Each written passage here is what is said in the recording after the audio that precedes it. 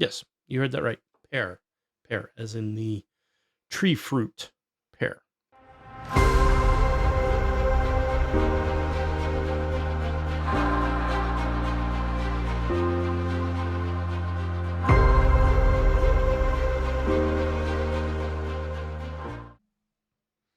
Hey, everybody. Dr. T, back for another episode.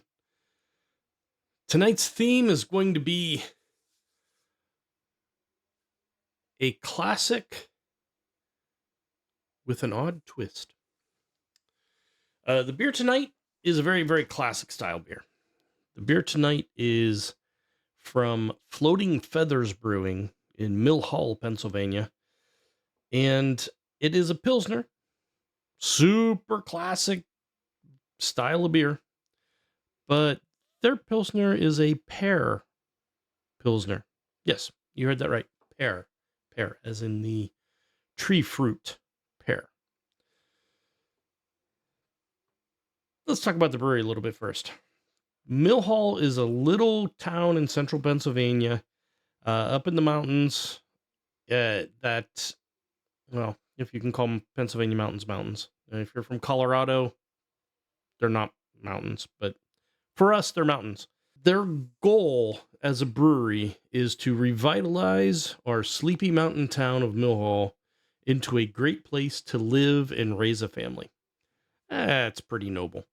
I've been there a couple times, most recently this past weekend, and it is a great place. If you find yourself in the center of the state of Pennsylvania and need a bite to eat or a fresh beverage, or you want to do some fishing, I'll explain that in a second, stop by. Floating Feathers, the theme carrying through their decor and much of their beer names is around hunting and fishing. The brewery itself is located right beside a creek that they actually give people access to. If you want to come fishing, you can park in their parking lot, fish the creek, and then come up for a frosty pint. This particular beer, they say nothing about. It is a pear Pilsner. That's all you need to know. It's 4% ABV, no idea on the IBUs, and the description on Untapped is blank. Because what do you say about it? It's a pear Pilsner. Perfectly normal Pilsner with pears. Let's check it out.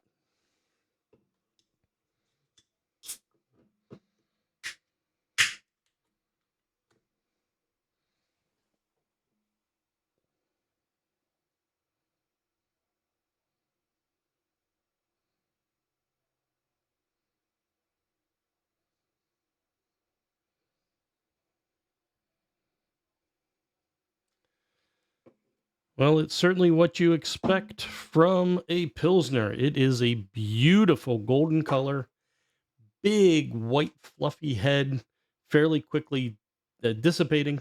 Lots of big and medium-sized bubbles in there, but beautiful gold color. Lots of effervescence, very transparent. Exactly what a Pilsner should look like. Pilsners are a type of lager. Not all lagers are Pilsners, but all Pilsners are lagers. Pilsners tend to be a little more hoppy, a little more crisp than a typical lager, but still very restrained. They're not like IPAs as far as bitterness goes. Typically, they use a lot of Pilsner malts, very light malts, gives you a very light gold, beautiful color. They should be very clear. They should be moderately to moderately high carbonated, and they should have a hop aroma, hop presence, hop character, reflecting the traditional German noble hops or continental noble hops, which will give you earthy, floral, herbaceous notes.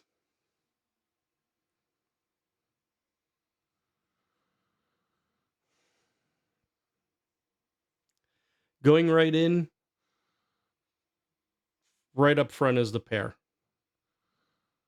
A very fresh pear smell, fresh pear aroma, not like sickening sweet or candy-ish. And just underneath that, you get like a little bit of straw and maybe some grassiness. That'll be some of the hops coming through.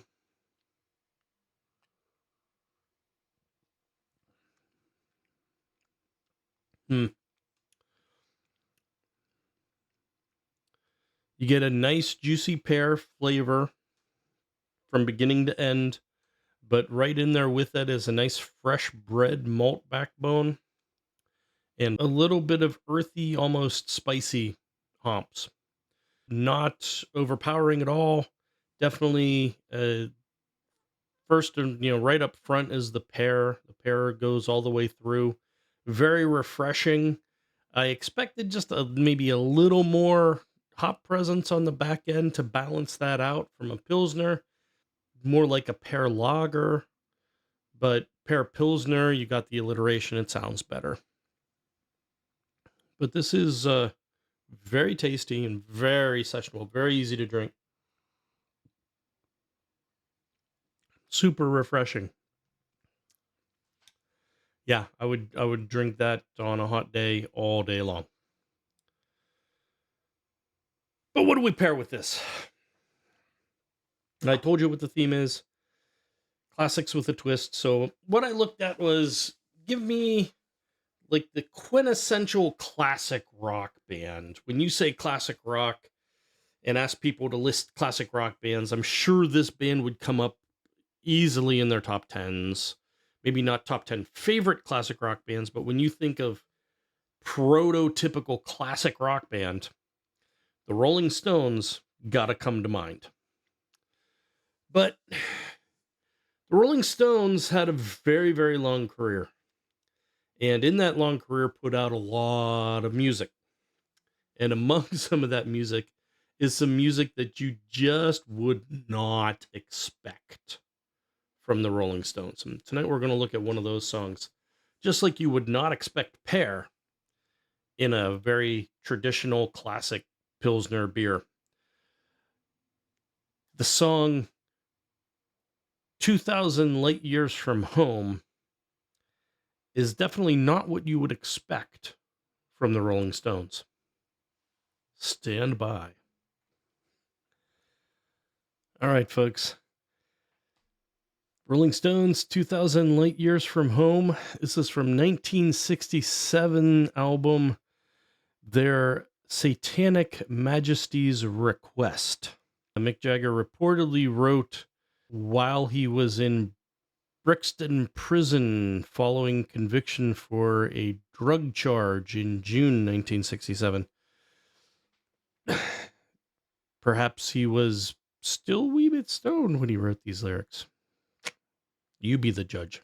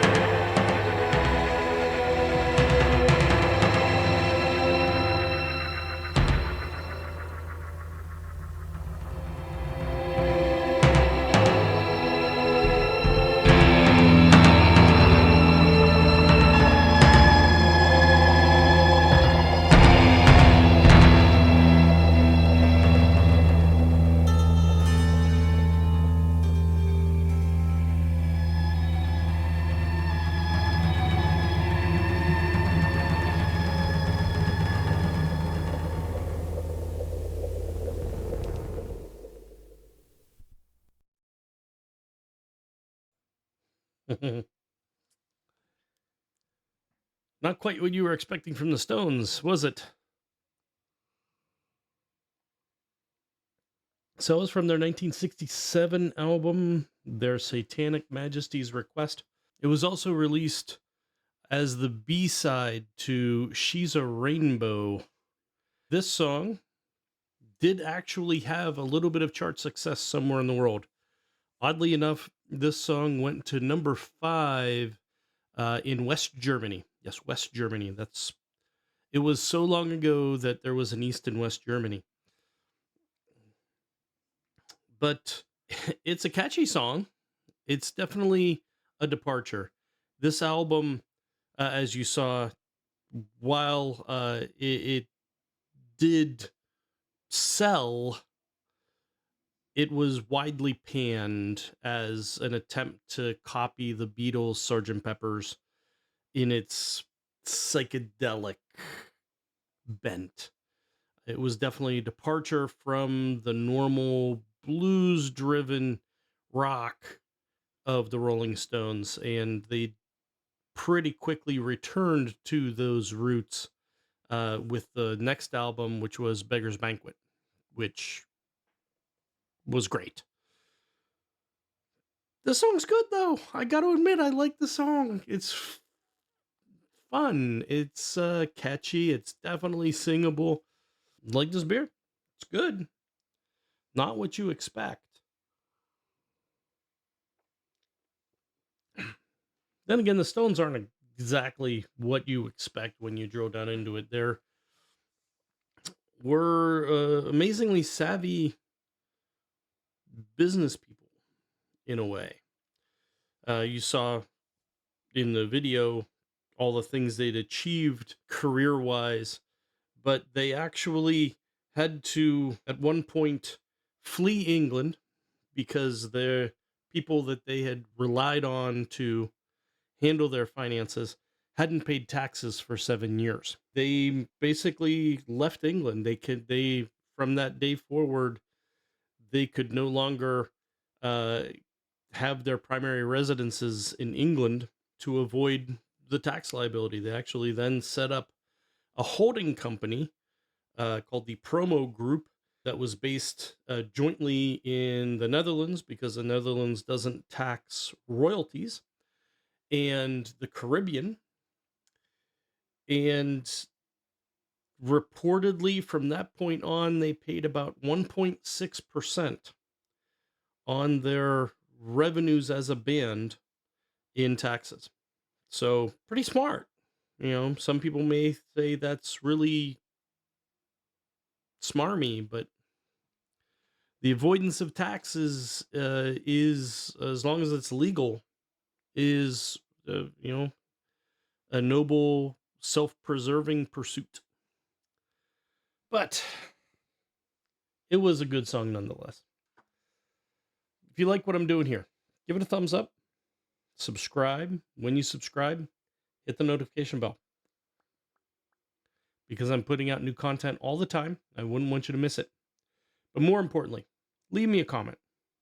Let me know what you like. Let me know what you don't like. Let me know if you have questions. Let me know if you have requests.